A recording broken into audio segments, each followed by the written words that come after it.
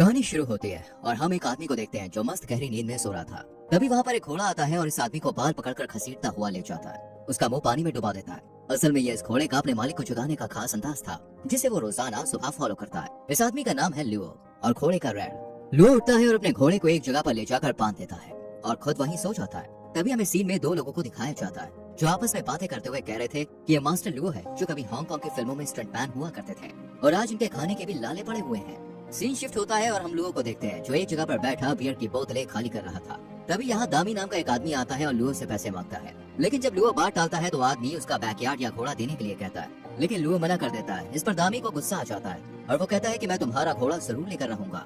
इस पर इन दोनों के बीच लड़ाई शुरू हो जाती है और लुओ दामी और उसके चमचों को खूब पीटता है और नीचे आकर अपने घोड़े को भी बचाता है। इसके बाद लुओ घोड़े पर बैठता है और भागता हुआ एक शो में पहुंच जाता है। यहाँ लुओ एक दो स्टंट दिखाता है और एक जगह पर जाकर अपने घोड़े को छुपा देता है, साथ ही खुद भी वहीं छुप जाता है, जिस वजह से दामी और उसके आदमी लुओ को ढूंढ नहीं पाते और वो आगे निकल जाते हैं। अगले दिन लुओ अपने घोड़े के साथ बैकयार्ड में होता है। तभी वहाँ दो लोग आते हैं। ये दोनों लुओ को बताते हैं कि 3 साल पहले तुम्हें ये घोड़ा एलन पा से मिला था। इस घोड़े को लेकर जोना और एलन पा के बीच 3 साल से जो कानूनी लड़ाई चल रही थी वो अब खत्म हो चुकी है और जोना इस लड़ाई को जीत चुका है, इसलिए उसने इस घोड़े को नीलामी में लगा दिया है और अब तुम्हें ये घोड़ा उन्हें देना होगा। लुओ रेड को छोड़ने के लिए तैयार नहीं था, इसलिए वो दोनों को बाहर निकल जाने के लिए कहता है। तभी दो लोग छलांग लगाते हैं, श्यामो और यंग। असल में ये दोनों लुओ के साथ में ही रहते हैं। श्यामो और यंग को देखकर ये दोनों डर जाते हैं और वहाँ से चले जाते हैं। इसके बाद लुओ श्यामो को नोटिस दिखाता है। यंग लुओ की बेटी की तस्वीर की तरफ इशारा करते हुए कहती है कि हमें एक वकील की जरूरत है। सीन शिफ्ट होता है और हम लुओ की बेटी को देखते हैं जो बेहद खूबसूरत और प्यारी थी।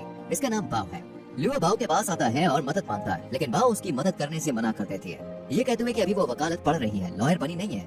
लुओ निराश होकर वहाँ से चला जाता है। अगले सीन में हमें बाव का बॉयफ्रेंड नाइहुआ नजर आता है। बाव नाइहुआ के पास आती है और बात करने लगती है। दूसरी तरफ लुओ जो उदास बैठा था उसके पास दवाई नाम का एक शख्स आता है और लुओ रेड को फिल्मों में काम करने का मौका देता है। लुओ ये सुनकर बहुत खुश हो जाता है और दवाई को घोड़े के साथ कुछ स्टंट करके दिखाता है। इधर नाइहुआ बाव से कहता है कि मेरी फैमिली तुमसे मिलना चाहती है। इस पर बाव कहती है कि तुम जानते हो मैं अनाथ हूँ और हमें शादी कब करनी है ये मैं डिसाइड करूंगी।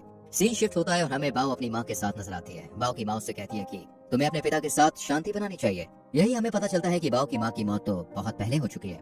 बाव तो सिर्फ उनके बारे में इमेजिन करती है। इसी इमेजिनेशन में बाव की माँ कहती है कि अगर दोबारा तुम्हारे पापा तुमसे मिलने आए तो उनसे मुंह मत फेरना। अगली सुबह बाव नाश्ता कर रही होती है कि तभी उसकी नजर अपने पिता पर पड़ती है जो अपने घोड़े को तैयार करके लाए हैं। असल में वो चाहते हैं कि उनके साथ लोग तस्वीर खिंचवाएं और बदले में कुछ पैसे भी दें। लियो यहाँ का स्टंट भी दिखाते हैं, लेकिन कोई फायदा नहीं होता। न कोई उनके पास आता है और न ही उन्हें कोई पैसे देता है। ये देखकर बाव को बहुत बुरा लगता है, इसलिए वो बैकयार्ड में जाकर लियो से मिलती है। बाव कहती है कि अगर आपको मदद चाहिए तो मैं अपने बॉयफ्रेंड से बात कर सकती हूँ, वो एक वकील है। इसके बाद बाव वहाँ की चीजों को देखने लगती है और वो रेड से भी मिलती है। घोड़ा बाव को देखकर बहुत खुश होता है और उसकी हर बात मानता है।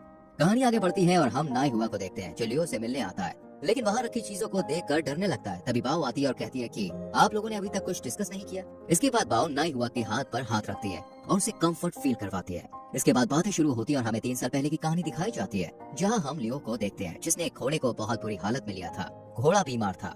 लियो ने उसका ध्यान रखा, उसे खिलाया पिलाया और चलना भी सिखाया। साथ ही कहा कि तुम भविष्य में कभी भी घुटनों पर मत बैठना। इसी के साथ कहानी प्रेजेंट टाइम में आती है जहाँ बाव घोड़े के पास होती है और नाइहुआ को बुलाती है।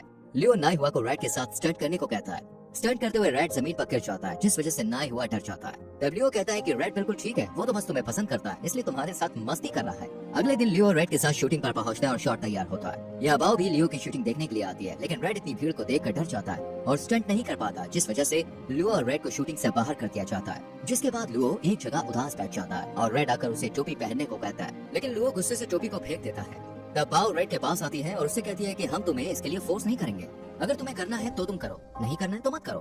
घोड़ा वापस शूटिंग में जाता है और स्टंट करने लगता है। इधर बाव भी लियो को टोपी देती है और जाने को कहती है, जिसके बाद लियो और रेड मिलकर कमाल का स्टंट दिखाते हैं। लियो और घोड़े का स्टंट देखकर पूरी टीम हक्का बक्का रह जाती है। हर तरफ लियो और रेड की तारीफ होती है। लियो भी बहुत खुश हो जाता है और फिर ये दोनों ऐसे ही स्टंट जारी रखते हैं। सीन शिफ्ट होता है और वहीं दोनों लोग फिर से लियो को नोटिस देने के लिए आते हैं, जहाँ बाव उनसे कहती है कि हॉर्स ट्रेडिंग कोई पब्लिक प्रॉपर्टी नहीं है, इसलिए आप यहाँ से जा सकते हैं। रेड भी उनके नोटिस को चबाकर फेंक देता है और उन्हें धक्का मारकर बाहर निकाल देता है। अगले सीन में लियो और बाव डिनर के लिए जाते हैं, जहाँ दामी आता है और लियो से पैसे मांगने लगता है। रेड को गुस्सा आ जाता है और वो आकर दामी को एक जोर की लात मारता है, जिस वजह से दामी दूर जाकर गिर जाता है। इस तरह एक बार फिर से लियो और दामी के बीच फाइट शुरू हो जाती है। घोड़ा भी इन्हें जमकर पीटता है। तभी वहाँ श्यामो भी पहुँच जाता है और लियो की मदद करने लगता है और ये तीनों मिलकर गुंडों को अच्छा मजा चखाते हैं। जिसके बाद लियो बाव को पकड़ता है और उछलकर घोड़े पर बैठकर वहाँ से निकल जाता है। फिर सीन शिफ्ट होता है और हम रेड को देखते हैं जो फिल्मों में स्टंट करता है। लियो भी उसके साथ स्टंट करता है, लेकिन इसी बीच एक स्टंट के दौरान रेड को चोट लग जाती है और वो घायल हो जाता है। जिस वजह से बाओ को गुस्सा आता है और वो लियो के पास आकर कहती है कि आप ये स्टंट करना कब बंद करेंगे। इस पर लियो कुछ खास जवाब नहीं देता है। अगले दिन लियो और बाओ डिनर पर नाई हुआ के परिवार से मिलते हैं। यहाँ लियो काफी अनकंफर्टेबल फील कर रहा था और वो अजीब सी हरकतें भी कर रहा था, जिस वजह से बाओ कहती है कि मेरे पापा बड़े लोग के साथ एडजस्ट नहीं कर पाते हैं, वो कुछ ज्यादा ही सिंपल है। ये सुनकर लियो भी नाई हुआ की फैमिली से कहता है कि आप मेरी वजह से बेटी को रिजेक्ट मत कीजिएगा, वो बहुत अच्छी है। डिनर खत्म होते ही नाई हुआ और उसकी फैमिली वापस चली जाती है। उनके जाने के बाद बुआ लाओ पर गुस्सा करती है और उन्हें नाई हुआ की फैमिली के साथ अच्छे से बर्ताव न करने के लिए जमकर डांटती है। इसके साथ ही वो उनसे कहती है कि आपको रेड के साथ अच्छे से बर्ताव करना चाहिए। सीन शिफ्ट होता है और हम बाओ को देखते हैं जो रेड के साथ बैठकर टीवी देख रही थी। टीवी पर बाओ अपने फादर और रेड के स्टंट देख रही थी। यही लियो भी होता है। टीवी देखते हुए बाओ अपने पापा से कहती है कि आप बहुत कूल हो। ये सुनकर लियो की आंखें नम हो जाती हैं और बाओ की आंखों से भी आंसू निकल जाते हैं। तभी सीन शिफ्ट होता है और हम 8 साल पहले पहुंच जाते हैं। यहाँ लियो होता है जो कि एक बहुत ही ऊंची जगह पर स्टंट कर रहा था।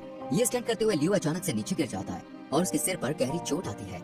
इस चोट की वजह से लियो को पूरे 8 महीने तक कोमा में रहना पड़ा था। असल में ये सब लियो अपनी बेटी को बता रहा होता है। लियो कहता है कि उन 8 महीनों में मैं काम न करने की वजह से दिवालिया हो गया था, तुम्हारी माँ से भी नहीं मिल पाया। बाओ कहती है कि माँ की तरफ से मैं आपको माफ करती हूँ।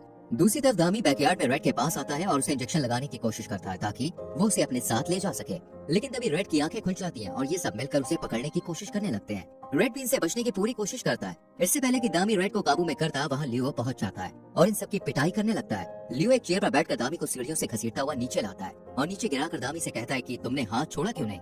इस पर दामी कहती है कि मेरे हाथ फंस गए थे और इस तरह लियो दामी और उसके साथियों को मारकर वहाँ से भगा देता है। अगली सुबह फिल्म स्टार युआन लियो के पास आता है। ये दोनों साथ में बैठकर चाय पीते और ढेर सारी बातें करते हैं। युआन लियो से कहता है कि अगर उस दिन हांगकांग में आप ना होते तो शायद आज मैं जिंदा नहीं होता। युआन कहता है कि मैं आपके साथ एक फिल्म बनाना चाहता हूँ, मैं चाहता हूँ कि आप और रेड उसमें काम करें। लेकिन लियो कुछ सोचता है और इस फिल्म के लिए मना कर देता है, जिसके बाद युआन वहाँ से वापस चला जाता है। उसी शाम बाओ और नाई हुआ लियो के पास आते हैं। वो दोनों उसे बताते हैं कि हमें सबूत मिल गया है। ये सुनकर लियो बहुत खुश होता है, पर तभी पीछे से रेड एक टी शर्ट उठा देता है, जिस पर लियो बाओ को बताता है कि सुबह फिल्म स्टार युआन आए थे, उन्होंने मुझे फिल्म का ऑफर दिया है। ये सुनकर बाओ गुस्सा हो जाती है और वहाँ से चली जाती है। लियो कुछ समझ नहीं पाता और अगले दिन युआन की बताई हुई लोकेशन पर शूटिंग के लिए पहुंच जाता है। यहाँ लियो अपने घोड़े पर बैठकर सीन शूट कर ही रही होती है कि तभी उसे अपने घोड़े का ख्याल आता है और ध्यान न देने की वजह से वो जमीन पर गिर जाता है। इसके बाद लियो उठता है और रेड से माफी मांगता है और कहता है कि अब बस ये रुकने का समय है। इसके बाद लियो युआन से माफी मांगता है और फिल्म के लिए मना करके वहाँ से वापस चला जाता है। लियो रेड के साथ बाओ के पास पहुंचता है और कहता है कि मैंने पहली बार काम छोड़ा है। बाओ ये सुनकर बहुत खुश हो जाती है और दौड़ कर आती है। लियो सोचता है कि बाओ उसके गले लगेगी, लेकिन बाओ रेड के गले लग जाती है और ये सीन थोड़ा मजाकिया हो जाता है। खैर अगला सीन कोर्ट के अंदर का दिखाया जाता है जहाँ केस की हेयरिंग थी। लियो ये केस हार जाता है।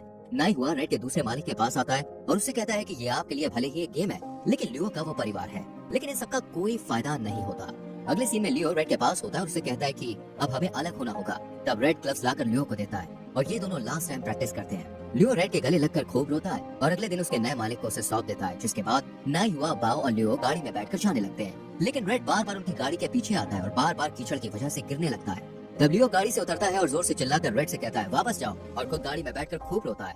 रेड भी वापस लौट जाता है। अगले सीन में बाओ रेड के नए ओनर के पास आती है और उन्हें अपने पापा के बारे में बताती है। बाओ कहती है कि मेरे पापा से उनका सबसे अच्छा दोस्त मत छीनिए। अगली सुबह हमें रेड दिखाया जाता है जो अब फिर से लियो के बैकयार्ड में था।